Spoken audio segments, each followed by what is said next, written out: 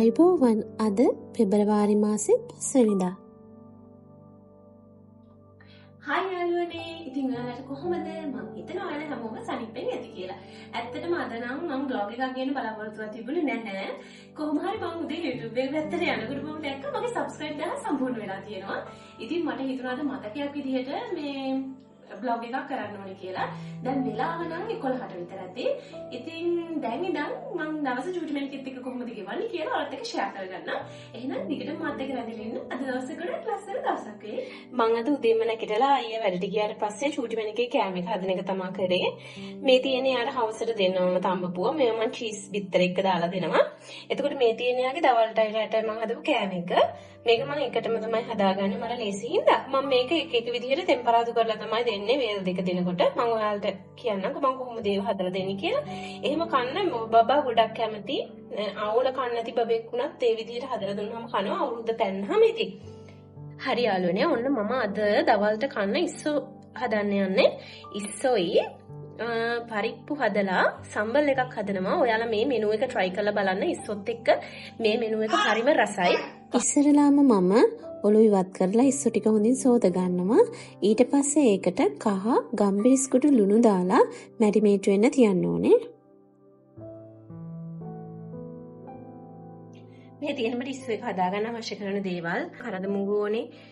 එතකොට කුරුදු පොතු, එතකොට තුන පහ, කෑලි මිරිස්, එතකොට මෙතන තියෙනවා මිරිස් කුඩු වගේම අබ ඒ වගේම උළුහල්, ඒ වගේම මෙතන මම අරන් තියෙනවා ලුණු. මෙතන ලුණු මම අරන් තියෙනවා මගේ පරිප්පු එකටත් එක්ක මම එකපාර තමයි මේ කලමනා කපා ගන්න. එතකොට මට ලේසි සුදු ලුණු මේ ලුණු අරන් තියෙන නම් සම්බල් එකටයි පරිප්පු එකටයි මේ වගේ ලොකු ලුණු ගෙඩියක් අරන් තියෙනවා ඉස්සෝ එකට. ඒ වගේම අමු මිරිස් ඕනේ, රම්පේ කරපිංචා ඕනේ. හරි එහෙනම් අපි දැන් බලමු කොහොමද හදන්නේ. ඒ වගේම උකු පොල් කිරි ඕනේ. මුලින්ම මම ලුණු සුදු ලුණු ටික හොඳින් සුද්ධ කරගෙන කපා ගන්නවා.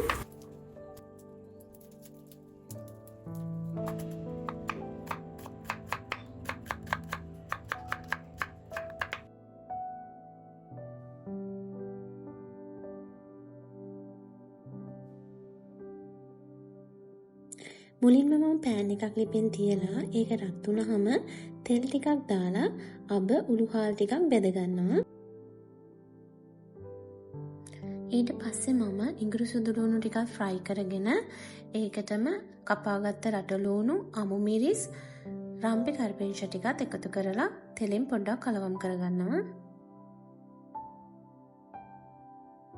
ඊට පස්සේ මම ඒකට මිරිස් කුඩු, තුන පහ කුඩු, කරදමුංගු, කුරුදු පොතු වගේම ලුණු එකතු කරලා හොඳින් කවලම් කරගන්නවා. ඒ වගේම මෙතනදී කැලි මිරිසුත් එකතු කරගන්න ඕනේ. කලමනා ටික හොඳින් ටික වෙලාවක් තෙලේ ටෙම්පරාදු වුණාට පස්සේ මම ඉස්සු ටික දාගන්නවා. අපි ඉස්සු ටික දාගන්න ඕනේ ප්ලේට් එකේ යටට හොඳින් ඒක වැදෙන විදිහට. මොකද මේ ඉස්සු නම් ටිකක් ලොකුයිනේ. අනිත් ඉස්සු උනත් දෙපැත්ත දාලා අපි හොඳින් උයා ගන්න ඕනේ. ඒ නිසා පුළුවන් තරම් ඉස්සු හදනකොට ටිකක් ලොකු භාජනයක් ගන්න. එතකොට මේ උයා ගන්න පහසුයි. මම එක පැත්තක් විනාඩි 5-10ක් ඉවෙන්න දීලා ඊට පස්සේ අනිත් පැත්ත හරවලා ඒකත් විනාඩි 5-10ක් උයා ගන්නවා. මම මෙතනදී කිසිම වෙලාවක කිරිවත් වතුරවත් එකතු කරන්නේ නැහැ. මම මේ තෙලින්ම තමයි මේක දෙපැත්ත දාලා විනාඩි 5-10ක් උයාගන්නේ. විනාඩි 10ක් විතර ගියාට පස්සේ මම මේකට මිටි කිරි ටිකක් දානවා. ඔයාලට හොද්දට වගේ ගොඩක් හදා ගන්න ඕන නම් මේකට මිටි කිරි ටිකක් වැඩිපුර දාන්න. ඒ වගේම ඔයාලා මේ වෙලාවේදී මේකේ ලුණු රස සැර බලලා මදිපාඩු එකතු කරගන්න. මේ මම මේ මුරුංගා කොළ මේකට දානවා. එතකොට මේ අපි මේ ඉස්සෝ එකේ සැර ගතිය නැතු වෙනවා වගේම රසයි. මම මේක යා ගෙදර අක්කගෙන් තමයි ඉල්ලන් ආවේ. මොකද මගේ අපේ ගෙදර මුරුංගා ගහක් නෑ. ඉස්සු කියන්නේ ඉතින් කොහොමත් ටිකක් සැර කෑමක්නේ. ඒ නිසා ඉස්සු හදනකොට අන්තිමට මුරුංගා කොළ ටිකක් එකතු කරන්න. මුරුංගා කොළ ටිකක් දාලා පියන මහලා විනාඩි 10ක් විතර හොඳින් උයාගෙන බාගන්න. ඒ ඇත්තටම මම දැන් හදන්නේ චූටි මැනිකේ කෑමෙට මේ හදලා දෙන්න. මොකද දැන් 12 මාරක් පහු වෙන්න එනවා. ඒ නිසා ඒකට දවල්ට කෑම දෙන්න ඕනේ. මේ මම ඔයාලට කියන්නේ කලින් මම චූටි මැනිකේ කෑම හදාගත්තා කියලා. දැන් මම මේ මේකෙන් බත් ටිකක් අයින් කරගන්නවා. මේ ඔයාලට පේනවනේ මම මේකේ උඩින්ම මේ පොඩ්ඩක් උමාලෙන් තැම්බෙන්න යයි ගොටු කොළ ටික තිබ්බා. ඒක මේ මම එළවලු මේ සීරම එකට දාලා හැදුවට ගොටු කොළ වගේ පලාචාති මේ විදිහට මේ උඩින් දාන උමාලෙන් තැම්බෙන්න. මේ තමයි මම එයාට දැන් දවල්ට දෙන්න යන කෑම එක. මම දැන් මේ මේක සුදු ලුණු ටිකක් එහෙම දාලා හොඳට මේ ටෙම්පරාදු කරගන්නවා බිත්තරයක් එක්ක. එහෙනම් අපි බලමුකෝ මේ කොහොමද හදාගන්නේ කියලා. මම මුලින්ම පෑන් එකක් ලිපෙන් තියලා ඒකට බටර් ටිකක් දානවා. බටර් ටික රත් වෙගෙන එනකොට ඒකට කපාගත්තු සුදු ලුණු ටිකක් දාලා ඒකත් ටිකක් ෆ්‍රයි වෙගෙන එනකොට මම බිත්තරයක් දානවා. ඊට පස්සේ ඒකට ලුණු ගම්බිරිස් කුඩු ටිකකුත් එකතු කරලා ඒකත් චුට්ටක් ෆ්‍රයි කරගන්නවා. බිත්තරේ තෙතමනේ තියෙද්දිම මම චෝටි මැණිකේගේ කෑම ටික මේකට එකතු කරනවා. එතකොට බිත්තරෙත් එක්කම බත් එක හොඳින් කවලම් වෙනවා. එතකොට බත් එකට අමුතු රසයක් එනවනේ. ඒ නිසා චූටි බබාලා කන්න කැමති. අවුරුද්දට වැඩි බබෙක් ඉන්නවනම් කෑම නොකන මේ රෙසිපි එක try කරලා බලන්නකෝ. චූටි මැණිකට කෑම ටික කවන්න යන කලින් මම පරිප්පු ටික හොඳින් සෝදලා පෙගෙන්න තියෙනවා. මම පරිප්පු හදනකොට සාමාන්‍යයෙන් විනාඩි 10ක්වත් පෙගෙන්න තියලා තමයි පරිප්පු එක හදන්නේ. එතකොට පරිප්පු එක රසයි. අනිත් කාරණේ තමයි පරිප්පු හදනකොට පරිප්පු 3-4 පාරක්වත් හොඳින් සෝදන්න ඕනේ. ඒකේ තියෙන අර සෝද අමුතු ස්මෙල් එකක් එන්නේ ඒක යනකම්. එතකොට තමයි අපිට පරිප්පු එකේ නියම පරිප්පු රස දැනෙන්නේ. ඒ වගේම මම බත් එකට රයිස් කුකර් එකට ගහලාමයි යන්නේ. මේ අපේ ගෙදර පහළ තට්ටුව. ඒකේ වැඩ තාම ඉවර නැහැ ඉස්සරහ කොටසේ. ඉතින් මම මෙතන තමයි චූටි මැණිකට කවන්න සෙල්ලම් කරන්න දැනට පාවිච්චි කරන්නේ. මම මේ ඉස්සරහ සාලෙට වැලි දාලා තියෙන්නේ. ඒ වගේම එයාගේ සෙල්ලම් බඩු වෙනම තියෙනවා. සාමාන්‍යයෙන් මම චූටි මැණිකත් එක්ක දවසට පැය 2-3ක් හරි මෙතන සෙල්ලම් කරනවා. මොකද චූටි බබෙක්ට අනිවාර්යයෙන්ම අපි ටොයිස් එක සෙල්ලම් කරනවා වගේම වැලි අල්ලන්න වතුර අල්ලන්න දෙන්න ඕනේ. එයාලව චූටි කාලේ ඉඳන් මේ දේවල් වලට පුරුදු කරොත් තමයි එයාලා ලොකු වෙනකොට එයාලගේ ඇඟ උනත් ප්‍රතිශක්තියට ඔරොත්තු දෙන්නේ.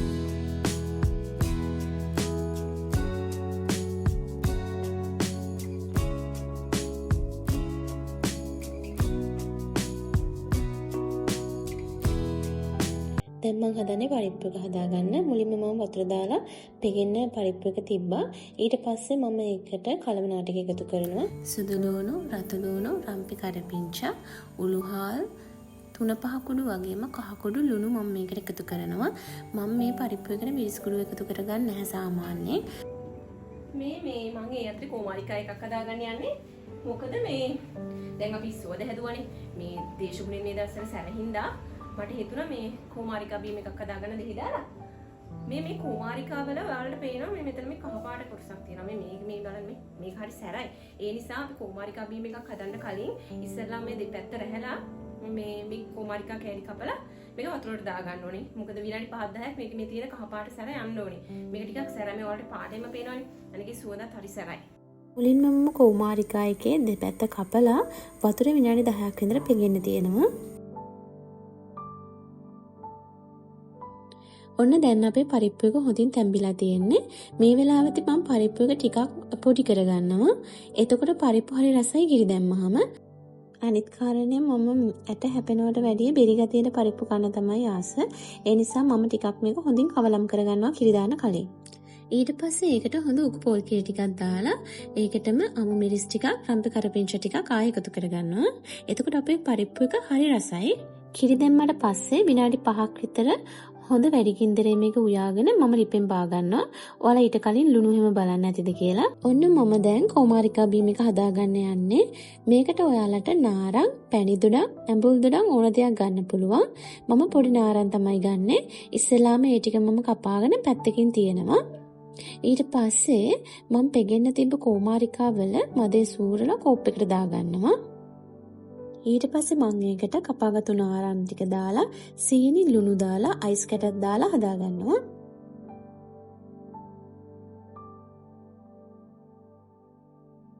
මේ තියෙන්නේ මම දවල්ට කන්න හදාගත්තු මෙනු එක. හරි යාළුවනේ දැන් මම චුටි වෙන්ගේ දෙන්නම දවල්ට කෑවා. මේ කුස්සිය ටස් කරලා මම පැටලි ඉවර කරා. දැන් මම හදන්නේ අපේ චුටි වෙන්ගේ චුට්ටක් කුඩි කරවන්න. විදියට කියන්න දන්නේ ඉතින් මේ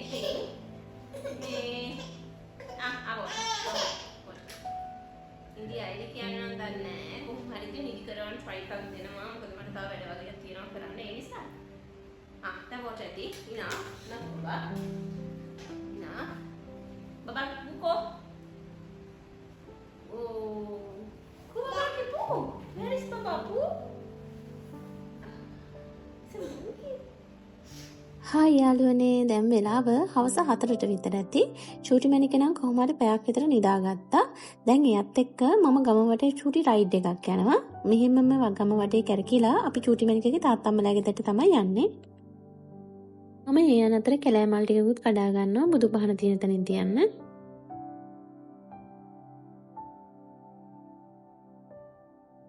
දැන් නම් හවස 6ට විතර ඇති. මම දැන් ලෑස්ති වෙන්නේ ගෙදර බුදු පහන තියන්න. එන්නකො එහෙනම් මාත් එක්ක බුදු පහන තියන්න.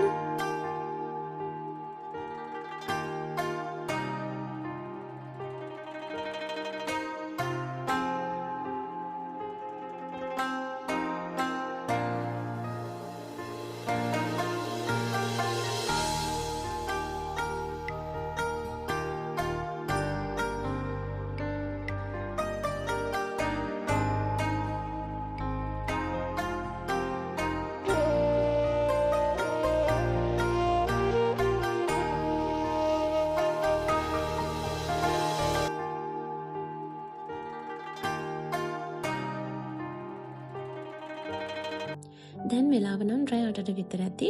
මම දැන් හදන්නේ මගේ නයිට් ටයිම් රූටින් එක කරන්න. හැමදාම එක වගේම නයිට් ටයිම් ස්කින් රූටින් එකක් මට නැහැ. මේක දවසින් දවසට වෙනස් වෙනවා. සහ මම යූස් කරන ප්‍රොඩක්ට් වෙනස් වෙනවා. ඉතින් ගිය දවස්වල අපේ ගර්ල්ස්ලා බොයිස්ලා ගොඩක් ආස කරපු දෙයක් තමයි මේ කොරියන් ග්ලාස් ස්කින් රූටින් කියන කන්සෙප්ට් එක. ඉතින් මේ ට්‍රෙන්ඩ් එකේදී ගොඩක් ෆේමස් වෙච්ච ප්‍රොඩක්ට් එකක් තමයි Centrella Madagascar Skin 1004 ප්‍රොඩක්ට් කියන්නේ. ඉතින් මම දැන් මේ යූස් කරන්නේ Madagascar Centrella Tone Brightening Cleansing Foam එක. මේ ප්‍රොඩක්ට් එකේ මේන් ඉන්ග්‍රීඩියන්ට් එක තමයි ගොටු කල කියන්නේ. සාමාන්‍යයෙන් හෙවි මේකප් දාන අයට ඩස්ට් එකේ ගොඩක් ඉන්න අයට මේ ක්ලෙන්ස් එක highly recommended කරනවා. මේකෙන් ස්කින් එක බැලන්ස් කරනවා වගේම හොඳ ඩීප් ක්ලීනින් එකක් දෙනවා. මේ ක්ලෙන්සින් ජෙල් එක හරියට ඇලෝවෙරා ජෙල් එක වගේ. අනිත් කාරණේ තමයි මේ Skin 1004 ප්‍රොඩක්ට් වල ස්මෙල් එකක් නැහැ. හරිම පියෝ මේක. ඉතින් මම මේක ඇප්ලයි කරලා විනාඩි 2-3ක් හොඳින් මසාජ් කරගන්නවා. එතකොට අපේ මූණේ තියෙන කුණු දූවිලි හොඳින් ඉවත් වෙලා යනවා. ඊට පස්සේ මූණ හොඳින් සෝදලා මේ ටික ඉවත් කරන්න ඕනේ. ඔයාලට වොෂ් කරද්දිම තේරෙනවා මූණට හරිය ලස්සන බ්‍රයිට්නින් එකක් ඇවිල්ලා තියෙනවා. ඇත්තටම ස්කින් එක ග්ලාස් එකක් වගේ තමයි එතකොට. සාමාන්‍යයෙන් ඔයාලා මුණ පිහදාන්න පොඩි ලේසු කෑල්ලක් හරි වෙනම පාවිච්චි කරන්න. එතකොට ගොඩාක් දුරට ස්කින් එකේ ප්‍රොබ්ලම්ස් අඩු කරගන්න පුළුවන් ඔයාලට. ඊළඟට මම කරන්නේ අපේ ගර්ල්ස් අතර ගොඩක් ප්‍රසිද්ධ වෙච්ච අයිස් ක්‍රීම් ට්‍රීට්මන්ට් එක. ඉතින් ඒක කරන්න කලින් අපි හොඳින් මූණ පිරිසිදු කරගන්න ඕනේ. මම අයිස් ක්‍රීම් ට්‍රීට්මන්ට් එක කරන්න එක එක ඉන්ග්‍රීඩියන්ට්ස් යූස් කරනවා. මම අද යූස් කරේ නම් රෝස් මල් පෙති. ඔයාලට ඒකට නිල් කට්රෝඩු, කැරට්, ඇලෝවේරා, පොල් වතුර ඒ වගේ ඉන්ග්‍රීඩියන්ට්ස් යූස් කරලා කියුබ් එක හදාගන්න පුළුවන්. එතකොට අපිට ලැබෙන බෙනිෆිට් එක වැඩි. අනිත් කාරණේ තමයි මුහුණ වටේට රවුමට තමයි මසාජ් කරන්න ඕනේ. එක තැන ගොඩ වෙලාවක් මසාජ් කරන්න එපා. එතකොට ස්කින් එක ඩැමේජ් වෙනවා. තප්පර 5කට වැඩි එක තැන තියාගන්න එපා. පිම්පල් ස්කින් එකකට උනත් ගොඩක් හොඳ ට්‍රීට්මන්ට් එකක් මේක. ට්‍රීට්මන්ට් එක කරාට පස්සේ ඔයාලා මුහුණ හොදන්න එපා. ඔයාලට පුළුවන් මෙහෙම මූණට හොඳ සීරම් එකක්, ටෝනර් එකක් වගේ යූස් කරන්න. මම යූස් කරන්නේ කොරියන් ෂීට් මාස්ක් එකක්. මොකද මූණේ කූල් එකත් එක්ක මේ ප්‍රොඩක්ට් එක යූස් කරනකොට අපිට ලැබෙන බෙනිෆිට් එක වැඩි. ඔයාලා ෂීට් මාස්ක් එකක් යූස් කරන්න කලින් ටිකක් උඩට යටට පොඩි කරගන්න. මොකද සීරම් ටික යටට ගිහින් තියෙන්න පුළුවන්. ඒ නිසා අපි ටිකක් මේ උඩට යටට පොඩි කරගත්තාම සීරම් ටික හොඳින් මාස්ක් එකට උරා ගන්නවා. ඊට පස්සේ අපි අපේ ෂීට් මාස්ක් එක හොඳින් මූණට තද කරගන්න ඕනේ. එතකොට තමයි සීරම් ටික හොඳින් මූණට උරාගන්නේ. මම සාමාන්‍යයෙන් ෂීට් මාස්ක් එකක් විනාඩි 15ක් පැය භාගයක් විතර මූණේ තියාගන්නවා. ඊට පස්සේ තමයි ඒක මූණෙන් රිමූව් කරන්නේ.